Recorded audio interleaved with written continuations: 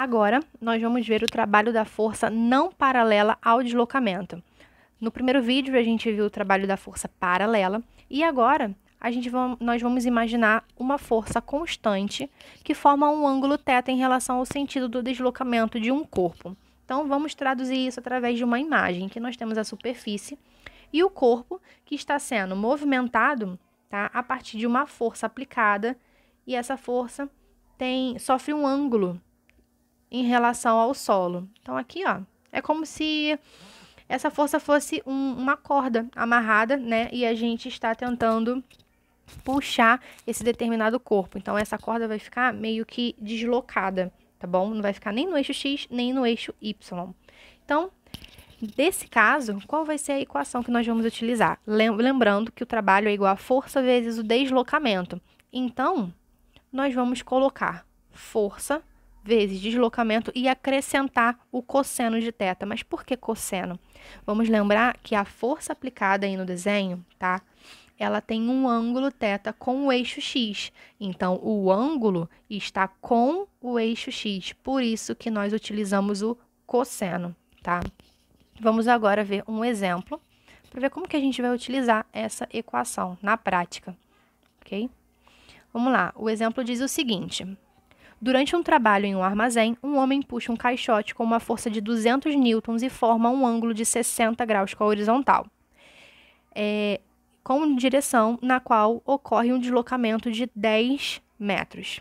Determine o trabalho realizado pela força aplicada pelo homem. Então, vamos lá. O que está acontecendo?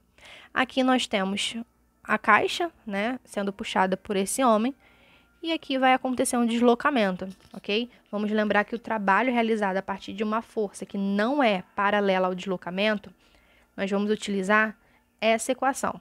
Força é igual a trabalho vezes deslocamento vezes o cosseno de θ. E foi dado no enunciado a força, o deslocamento e o ângulo formado com a horizontal, tá? E é só a gente fazer a substituição agora. No lugar do F, a gente coloca 200, no lugar do D, a gente coloca 10, e no lugar do θ, na verdade, a gente vai colocar 60, ok?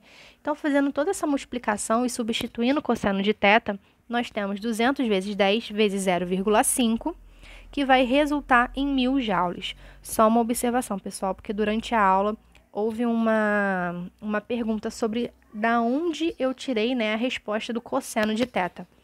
Em matemática, no conteúdo de trigonometria, é disponível para vocês uma tabela em que tem seno, cosseno e tangente e os ângulos de 30, 45 e 60, ok? Então, qualquer coisa, dá uma olhadinha lá na parte de matemática ou até mesmo pesquisa para vocês terem acesso a essa tabela, que é muito prática na hora de fazer a substituição do ângulo, tá? Do valor do ângulo.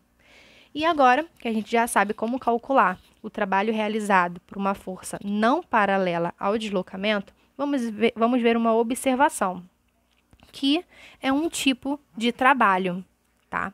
Fala o seguinte: se a força F for perpendicular ao deslocamento, ou seja, se a força fizer um ângulo de 90 graus com o deslocamento, ela não vai realizar o trabalho. Nesse caso, a gente fala que o trabalho é nulo. Como assim? Aqui nós temos esse rapaz erguendo uma caixa. Como vocês podem ver, a força que ele está aplicando nessa caixa é para cima, tá? A força, o vetor, aí está para cima. E ele começa a andar. Então, o deslocamento, ó, tá indo para a direita e a força para cima. Forma um ângulo de 90 graus, tá? Então, o que está acontecendo? Aqui, a força que o homem coloca para segurar o caixote é perpendicular ao deslocamento. Portanto, o trabalho realizado por essa força é nula. Então, o que a gente fala quando não há a realização de trabalho? Dizemos que a força que o homem aplica realiza um esforço físico. Então, o que está acontecendo não é a realização de um trabalho, e sim de um esforço físico, tá bom? Então, sempre que a força fizer um ângulo de 90 graus com o deslocamento, o trabalho vai ser zero, tá bom? Então, só para fazer um resumo para vocês, até agora a gente já estudou 3 tipos de força de trabalho. Trabalho motor, quando o trabalho é positivo, a direção e o sentido são iguais da força e do deslocamento. Nós temos o trabalho resistente, tá? Quando a direção é igual da força de deslocamento, no entanto, os sentidos são contrários, então nós temos o trabalho negativo. E por último, quando a força tem um ângulo de 90 graus com o deslocamento, nós temos o trabalho igual a zero, tá? Então, é isso.